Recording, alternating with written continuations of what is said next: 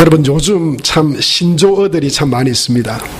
예전에는 잘 듣지 못했는데 요 근래에 자주 등장하게 되는 그런 말들이죠. 요즘은 특별히 무엇보다도 이 전쟁과 관련된 무기들에 대한 이야기를 우리가 참 자주 듣습니다. 여러분, IRBM이 뭔지 혹시 아세요? ICBM이 혹시 뭔지 예전에 들어보셨나요? 근데 요즘에는 화성 12호, 화성 14호, IRBM은요, 중거리 탄도미사일, 거리가 5,000km까지 발사되는 미사일. 북한에서 이런 미사일을 쏘았다, 저런 미사일을 쏘았다 그럽니다. 6차 핵실험까지 했습니다.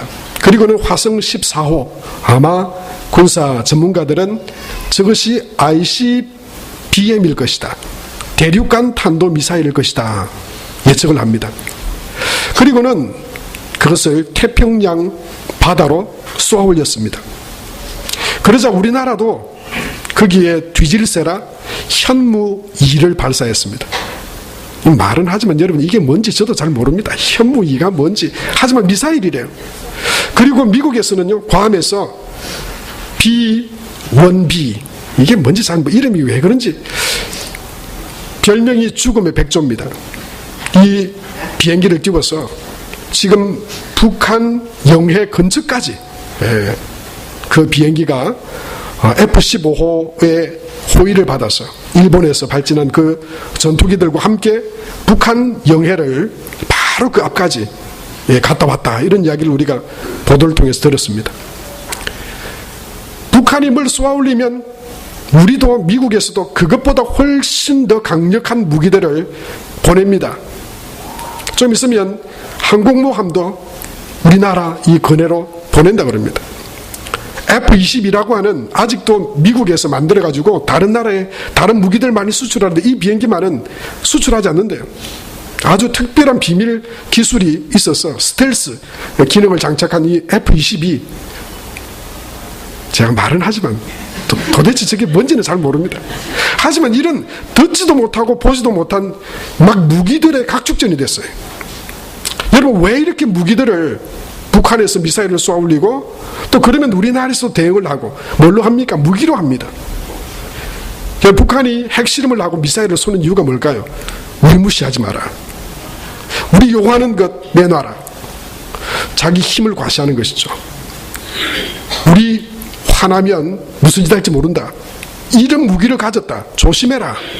우리 남한을 향한 경고이기도 하고 북한과 세계를 향한 경고이기도 합니다. 그러면 어떻게 합니까? 미국이 확 눌러버리려면 그거 가지고 뭐 까불고 있어요. 쏘면 우리가 막 그냥 공중에서 터뜨린다. 그리고 만약에 그런 짓을 해봐라, 폭탄을 그냥 쏟아 부어버려가지고 북한을 불바다로 만들어버리겠다. 비행기를 띄우고요, 최첨단의 무기들을 지금 미국에서 이 대한민국, 북한 위협적으로 그 무기들을 전개하고 있는 것을 보게 됩니다. 여러분, 왜 이렇게 무기를 계속 발사하고 또 그 무기로 대응을 할까요? 힘을 과시하기 위한 것이죠. 여러분, 정말 상대가 되지 않는 무기를 가졌으면 그건 해보나 말합니다. 여러분, 아직도 창 던지고 칼로 싸우는 곳에 뭐 수류탄이나 탱크가 가서 그냥 한번 밀어붙인다고 생각해 보세요. 그럼 경기가 안 되는, 게임이 안 되는 거죠. 전쟁 자체가 성립하지 않습니다. 그만큼 이 시대에 세계의 이 무기들이 얼마나 강력하고 또 대단한지 모릅니다. 세상 사람들은, 그래서 나라들은 더 강력한 무기를 얻기 위해서 개발합니다. 안 되면 돈으로 그 무기를 구입하기도 합니다. 왜냐하면 그 무기로 이길 수 있다고 하는 것이죠. 승리할 수 있다고 하는 것이죠. 오늘 성경에 보면 성경에도 이 무기 각축전, 무기로 인한 전쟁과 싸움이 있는 것을 보게 됩니다. 그것은 다름 아닌 이스라엘과 블레셋 간에 일어난 전쟁과 전투 이야기입니다. 블레셋은 강력한 군대를 가지고 이스라엘을 침공해 왔습니다. 그 중에 가장 강력하고도 강력한 무기는 골리앗이라고 하는 무기였습니다. 골리앗이 얼마나 대단하고 얼마나 무서운 무기였냐면요, 오늘 성경에 보면, 오늘 읽진 않았지만 열왕기상 17장 4절에서 7절 말씀에 보면 이 골리앗의 키가 2m 90이라고 그랬습니다. 6규빗 한 뼘, 그러니까 한 규빗은 이 어른 팔꿈치에서 손끝까지 대략 45cm 정도 된대요. 이 6규빗의 한 뼘, 뭐 뼘이 다 조금씩 차이 나겠습니다만은 대략 한 20cm 정도로 잡을 때 약 2m 90. 우리 교회에서 아마 제일 큰 분은 예지 아빠가 아닌가 생각해요. 네? 서집사님이실 거예요. 제가 집사님하고 이 교회 천정도 또 스피커도 달면서 같이 봤는데요, 마시는 공기가 달라요. 그냥 키도 큰데 손까지 뻗으면 와, 한 190cm 정도 되는 사람이 이렇게 크구나, 그걸 제가 실감을 했어요. 그런데요, 2m 90입니다. 2m 90이면 혹시 천정을 떨고 나가지는 않겠지만 하여튼 어마어마한 키입니다. 그 장대한 이 골리앗이 최첨단의 무기를 장착을 했습니다. 보니까 노투구를 썼어요. 노투구를 쓰고 어린 갑옷을 입었다 그랬어요. 여러분, 기원전 천년 전입니다. 기원전 1000년 전. 그 시대에 노투구를 쓰고 갑옷을 입고 그 무기가 무려 오늘 성경에 보면 5000세겔 무기였다 그렇게 말했어요. 여러분, 이 5000세겔은 무게가 어느 정도 되냐면요, 약 60kg 가까이 되는 무게입니다. 그러니까 머리에 투구를 쓰고 어린 갑옷을 입은 이 방어 장비가 60kg예요. 우리 뭐 앞으로 이 보통 사람은 그 지고 100m도 아마 끙끙거리면서 갈 수 있겠죠. 근데 그걸 하고 전쟁을 하라? 그건 무기가 아니고 보호장비가 아니고 도리어 장애물이죠. 그것 때문에 넘어지고 아마 제대로 힘도 못 써볼 겁니다. 각반도 했습니다. 단창도 맸습니다. 큰 창을 들었습니다. 그리고 그 방패에 드는 군사가 따로 있었어요. 골리앗은 블레셋이 내세우는 가장 강력한 무기였습니다. 최첨단의 장비들로 완비한 그런 무기였습니다. 뿐만 아니고 이 블레셋은요, 또 다른 하나의 무기가 있었는데 뭐냐면 오늘 성경에 보니까 그의 신들의 이름이라고 그랬어요. 블레셋을 믿는 신, 그 이름을 딱 붙인 겁니다. 그리고는 최첨단의 무기를 가지고 이스라엘 앞으로 전진해 왔습니다. 그런데 이스라엘에게는 무기랄 게 별로 없습니다. 지금 골리앗이 그 전쟁, 그 거구로 최첨단 무장을 하고 나오니까 전부 다 이스라엘 백성들은 지금 전쟁하고자 하는 의욕이 다 떨어졌습니다. 아무도 전쟁에 나서지 않았습니다. 왜요? 나가면 죽을 것 같은데. 그 2m 90의 그 소뚜껑만한 아마 손이지 않았겠어요? 그걸로 그냥 이렇게 막 그냥 한번 잡히면 그냥 죽을 것 같은 그런 아마 두려움을 그들이 느꼈을 것입니다. 아무도 전쟁에 나서려고 하지 않았어요. 그런데 한 사람, 젊은 청년이 하나 나타납니다. 그게 바로 다윗입니다. 다윗은 그렇게 큰 거구의 사람이 아니었습니다. 제대로 뭔가를 무장한 사람도 아니었습니다. 다윗이 가진 무기라고는 뭐 새로울 것도 강력할 것도 없는 그냥 물매와 막대기입니다. 양치면서 혹시 뭐 달라들면 뭔가 짝대기, 우리 경상도 말로 하면 짝대기죠. 막대기, 짝대기, 그걸로 그냥 오면 개가 달라들면 개를 쫓아내듯이, 뭐 늑대나 다른 것들이 오면 뭐 이렇게 쫓아내듯이 막대기 지고요. 그리고는 이렇게 돌려서 돌을 날릴 수 있는 물매. 그게 이 다윗이 가진 무기의 전부입니다. 그리고 또 한 가지 무기가 있는데 그게 뭐냐면 블레셋 골리앗이 그들의 신을 무기로 장착했다면 오늘 우리가 성경에서 보게 되는 다윗은 여호와 하나님을 믿는 믿음의 무기를 하나 가지고 있었습니다. 여러분, 무기로 따져보고 싸운다 할 때 지금 다윗과 골리앗이 무기로 상대가 되겠습니까? 상대가 되지 않습니다. 드디어 싸움이 벌어졌습니다. 이건 뭐 뻔한 싸움이에요. 차든지 그냥 휘두르든 팔에 맞든지 뭐 그냥 방패로 그냥 툭 밀어도 근처도 못 올 그런 다윗입니다. 그런데 어떻게 되나요?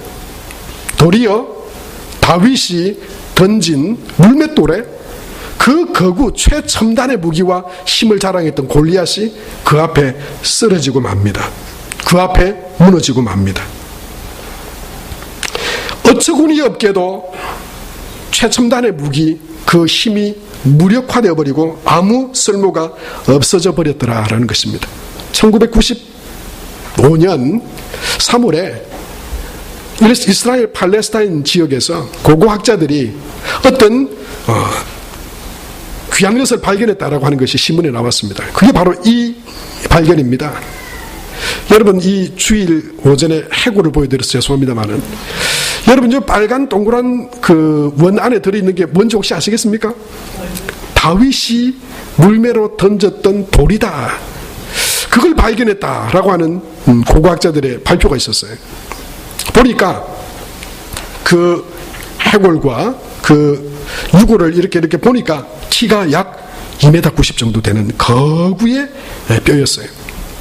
뿐만 아니고 그것을 연대 측정을 해보니까 약 기원전 1000년경에 나왔던 그 골리앗의 뼈와 유사하다, 이런 이야기가 나왔어요. 근데 그 뒤에 이런저런 이야기가 많았어요. 뭐 사기다, 누가 만들어낸 것이다, 어떻게 그게 거기 있을 수 있겠느냐, 목은 잘라서 다윗이 가져갔다, 뭐 이런저런 이야기들이 있었어요. 여러분, 신문을 믿지 마시고, 우리는요, 그 신문이 진짜이든 아니든, 그 사실이 뭐 꾸며낸 것이든 사실이든 간에 우리는 성경을 하나님의 말씀으로 믿으면 되는 것이죠. 성경은 분명히 골리앗의 그 모든 첨단 무기들이 다윗 앞에서 다 쓸모없는 것이 되어버리고, 그리고 결국 다윗이 던진 그 물맷돌, 그거 맞아가지고 골리앗이 죽었다라고 성경은 말하고 있습니다. 사랑하는 성도 여러분, 오늘 이 다윗과 골리앗의 이 무기와 전쟁, 싸움의 이야기를 통해서 여러분, 우리는 정말 어떤 삶이 승리하게 되는가, 어떤 사람이 이기게 되는가, 우리 각자의 인생 가운데 우리가 어떤 삶의 자세로 이 세상 가운데 살아갈 때 다윗과 같은 승리와 기쁨을, 이김을 누릴 수 있는가, 우리는 오늘 말씀을 통해서 그것을 함께 보기를 원합니다. 첫 번째로, 다윗이 비록 좋은 무기, 최첨단의 무기를 가진 그런 좋은 상황과 환경은 아니었지만 그가 승리할 수 있었던 이유와 가닥을 본다면요, 그 첫 번째는 하나님 중심의 삶을 다윗이 살았다라고 하는 것입니다.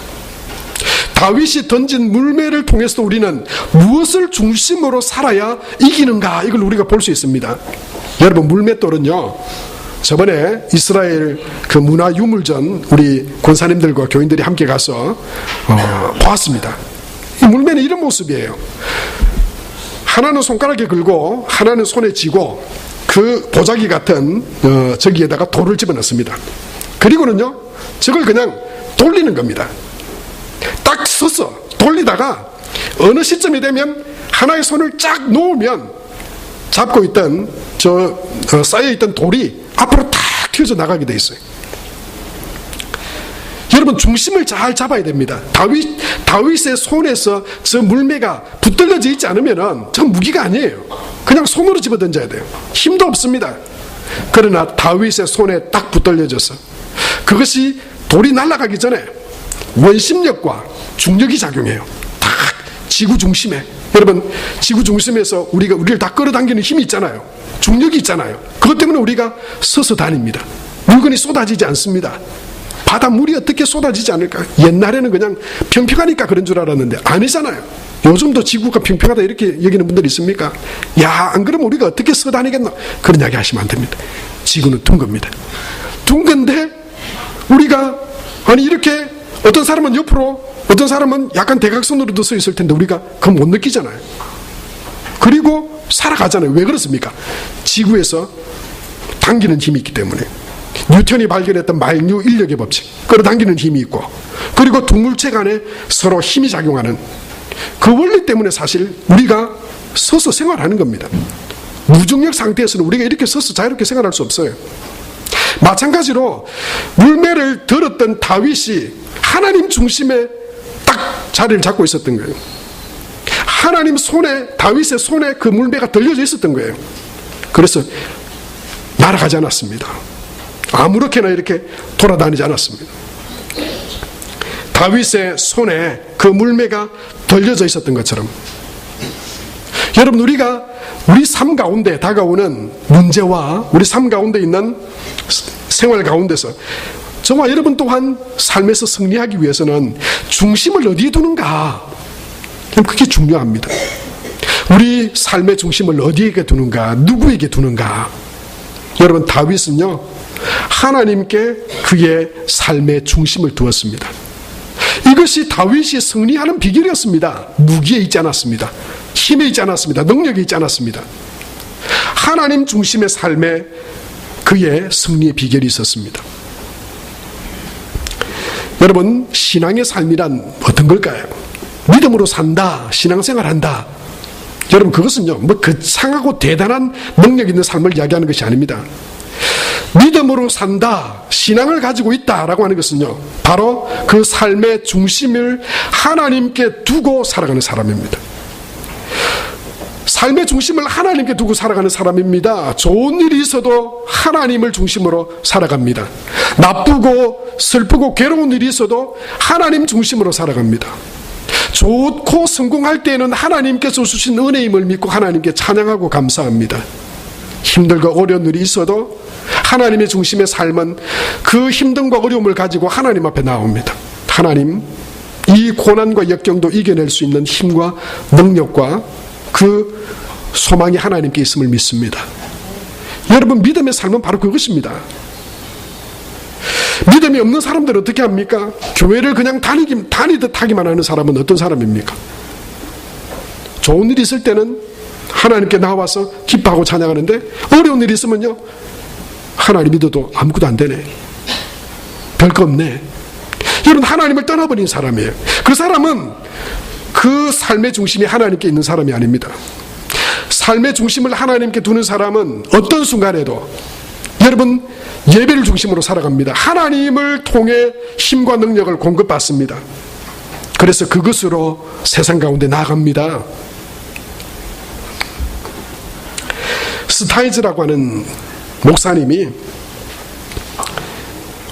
우리가 잘 아는 찬송가를 하나 작곡을 했습니다.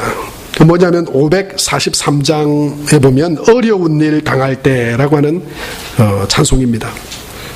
그 찬송 시를 이 스타이즈 목사님이라고 하는 분이 시를 적었어요.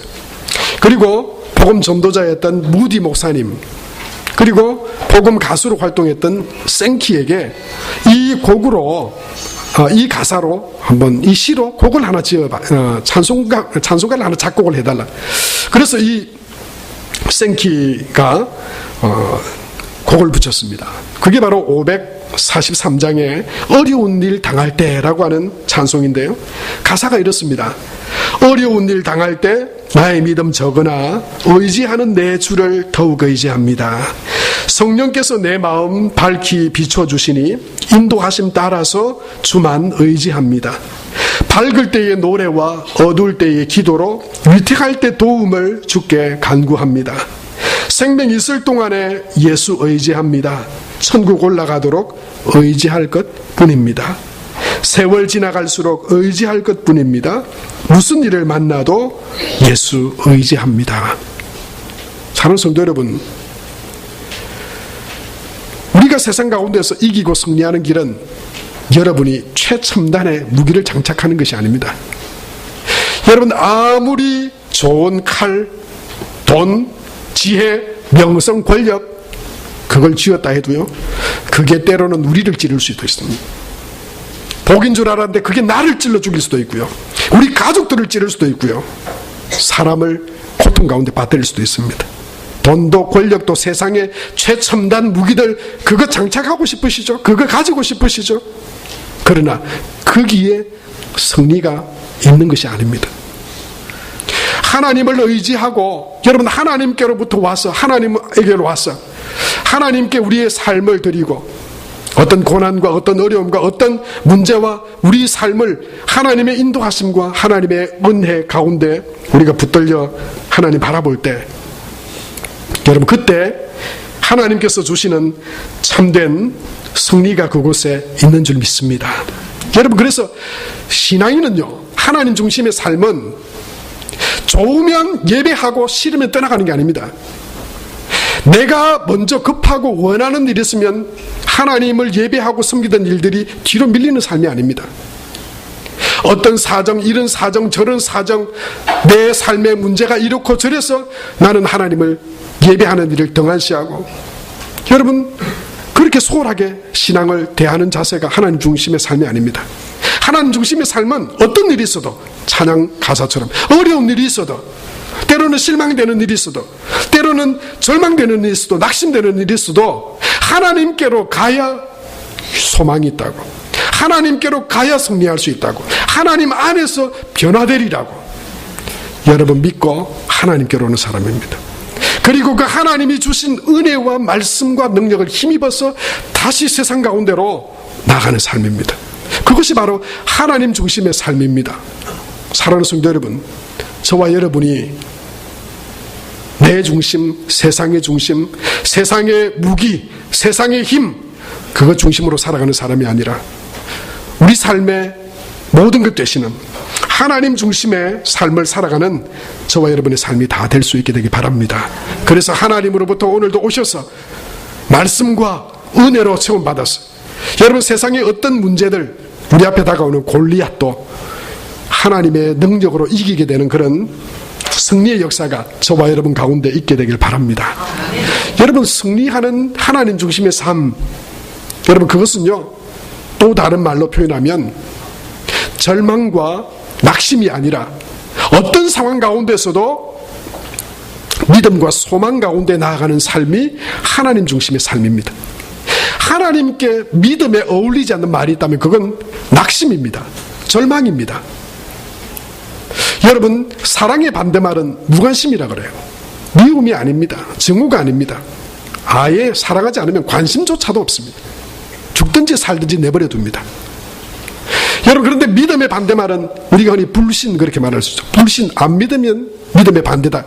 저는 그렇게 생각하잖아요. 믿음의 반대말은 절망입니다. 낙심입니다. 성적이 잘 안 나와서 절망했어요.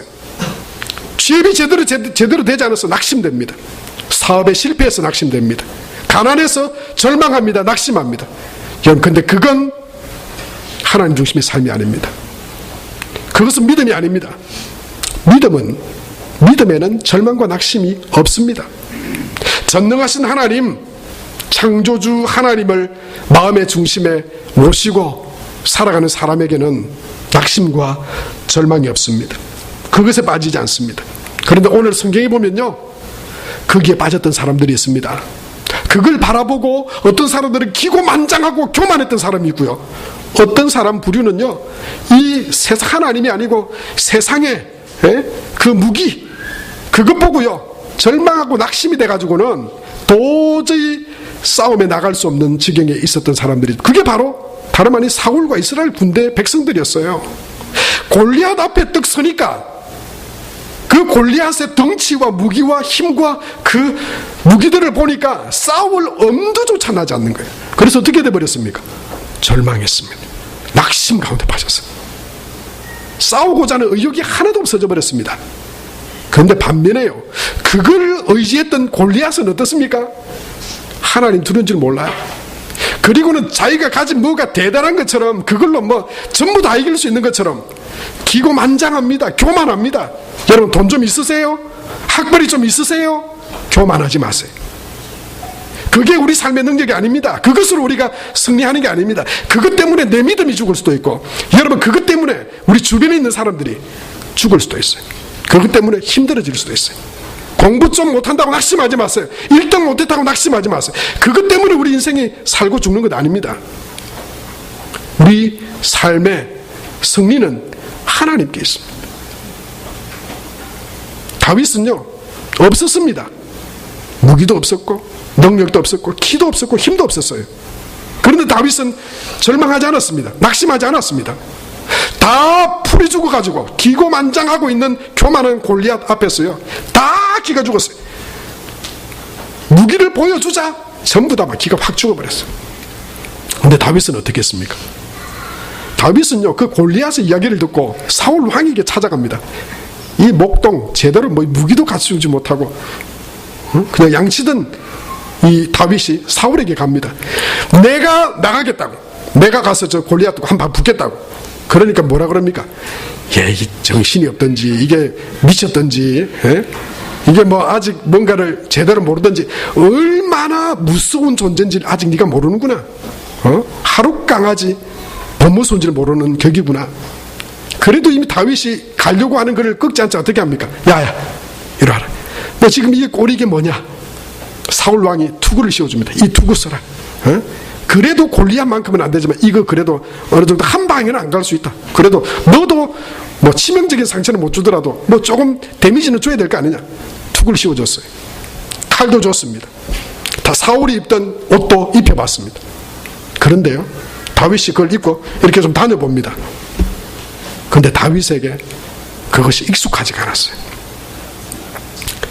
다윗 외의 모든 사람들은 거기에 다 익숙해져 있습니다. 힘의 논리에 익숙해져 있어요. 무기가 세면 이거 진다, 너무 강력하다, 그래서 우리는 절망이다, 낙심이다, 여기에 익숙해져 있었어요. 여러분, 우리도 그렇게 생각하지 않나요? 돈이 있어야 행복하다, 뭔가 더 가져야 성공이다. 여러분, 우리도 다 거기에 대부분 익숙해져 있어요.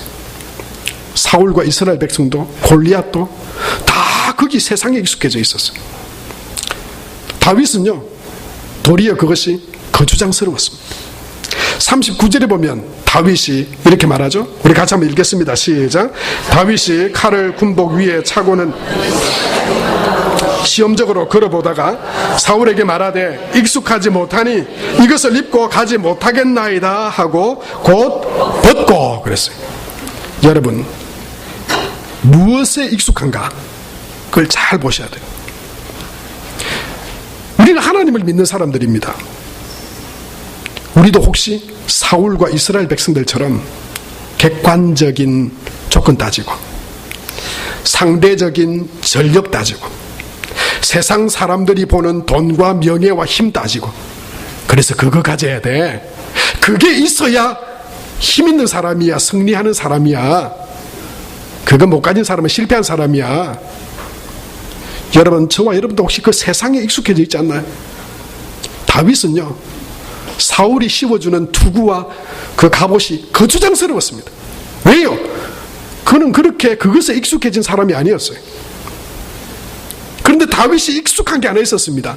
다윗이 뭐에 익숙해져 있었을까요? 다윗은 그것을 주는 사울에게 이렇게 말합니다. 사울 왕이여, 내가 비록 양을 지키고 목동이지만, 그러나 사자나 곰이나 맹수들이 내가 기르는 양이나 가축들을 물어가려 할 때 내가 물맷돌을 돌려서 그것들 다 쫓아냈습니다.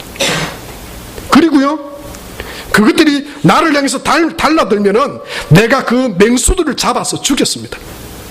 그리고는 그 비결이 무엇에 익숙해서 그가 그 일들을 감당할 수 있었는지 37절에 보면 이렇게 말씀하고 있어요. 우리 37절 말씀 다 같이 한번 읽겠습니다. 시작.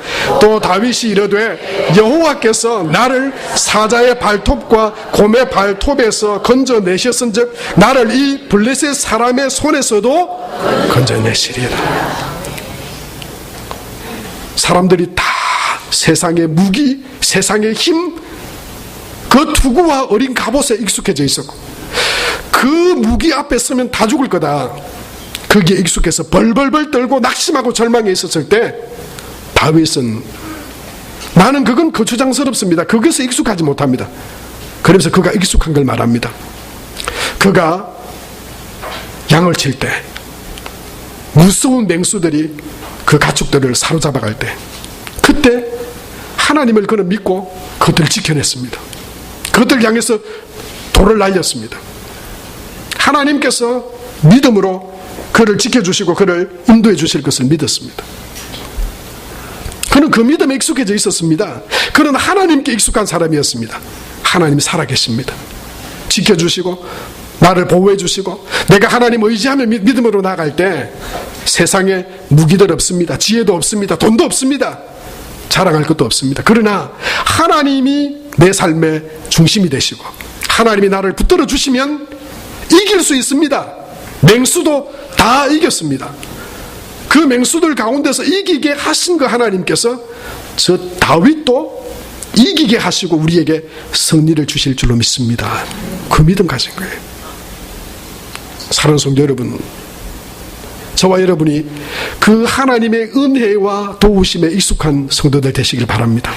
세상에 아무리 크고 어려운 난관, 우리를 절망하게 하고 낙심하게 하는 일들이 일어날 수 있어요. 하지만 내가 살아계신 하나님을 경험하고, 하나님이 세상의 주인이시고 내 삶의 주인이시고 하나님이 나의 도움이시고 하나님을 의지하며 나아갈 때 내가 세상 최고의 무기들이나 자랑거리들로 내 인생을 다 이렇게 갖춰놓지는 못했지만, 그러나 내가 하나님을 중심으로 하나님을 의지하며 믿음으로 나아가면 어떤 골리앗도, 어떤 낙심도, 고난도, 어려움도 이기게 하시고 나로 승리하게 하실 것이다.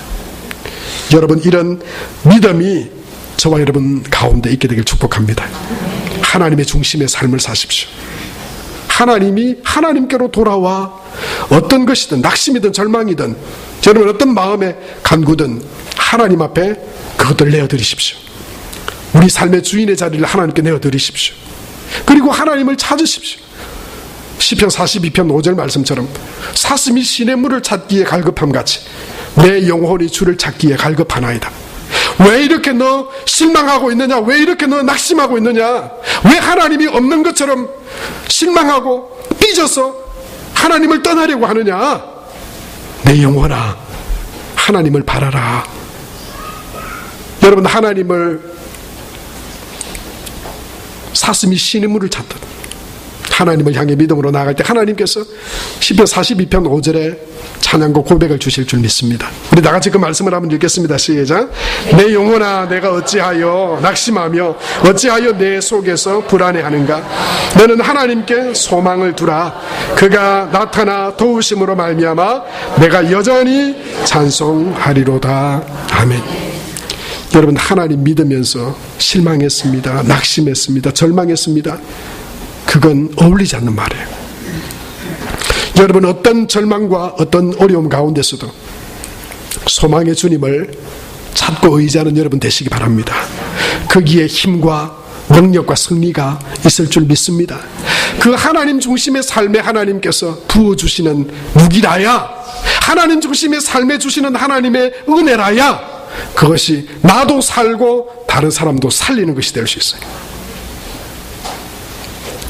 다윗은 그 믿음으로 17장 45절에 보면 다윗은 이렇게 그의 삶의 결론을 내리며 하나님 앞에 고백하며 골리앗 앞에 나아갑니다.